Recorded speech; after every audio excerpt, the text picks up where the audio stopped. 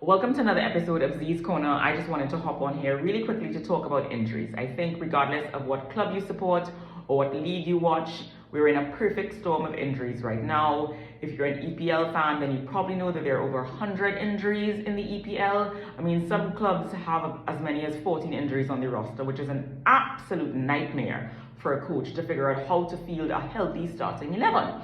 If you're a Manchester City fan, you haven't seen Kevin De Bruyne for the season.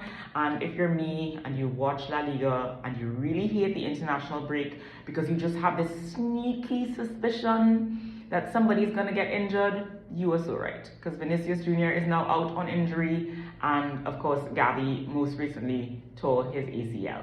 Right after the Spanish national team coach said that the best players don't need rest. How is that for not resting, right? So, of course, Real Madrid has Tchouaméni out injured right now. Camavinga's out injured. Their injury roster is long, okay, guys? A little bit long. But, so, why are there so many injuries? And the injuries range from like knees, ankles, thighs, hamstrings, you name it. Once it's a lower leg injury, these football players have it, right? I think part of the reason is there's simply too many games on the calendar. So remember, we're coming off a Winter World Cup, right?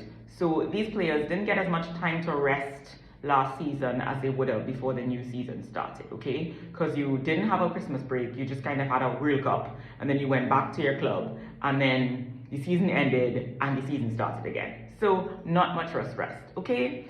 And I think I saw an announcement recently where Barcelona is going to play a friendly in December. That is wild to me. Why are we playing a friendly in the middle of the season almost? This is not pre-season. And then, of course, the powers that be are adding more competitions and more games to the roster. The World Cup is going to increase in size next time around. So therefore, you're going to have more teams and more games being played. And I understand why they want to do this, right? The more games, the more opportunities for fans to engage with teams, the more revenue they generate. That's it. It really is about the money, and I get it. But at what cost? Because players aren't machines. They'll break. If you run them too long without rest, they will break. And I think you have a greater chance of them wanting to take things that maybe they shouldn't take in order so that they can recover quicker for the amount of games that they have to play every season. And this is not just happening in football, okay? In tennis, on the women's side, there's been a lot of complaints by some of the key players in the game, Iga Swiatek, Ons Jabeur, about the number of games that they have to play, the scheduling in between competitions, them not getting enough rest. You're coming off a long layover flight, and you have to play a match in a couple hours.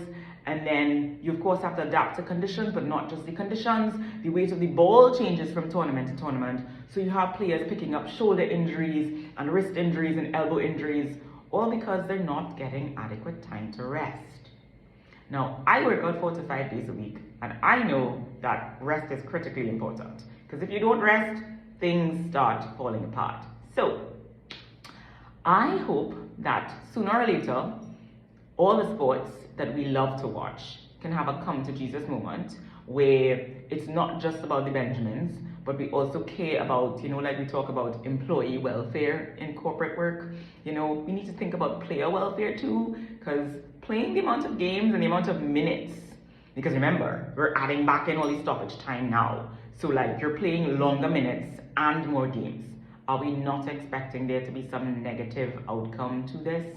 But that's just my 2 cents. Chime in the comments. Let me know what you think, or if you think my theories are right, that one, we're playing too many games, and really and truly, we just need to find a way to get players to get more rest.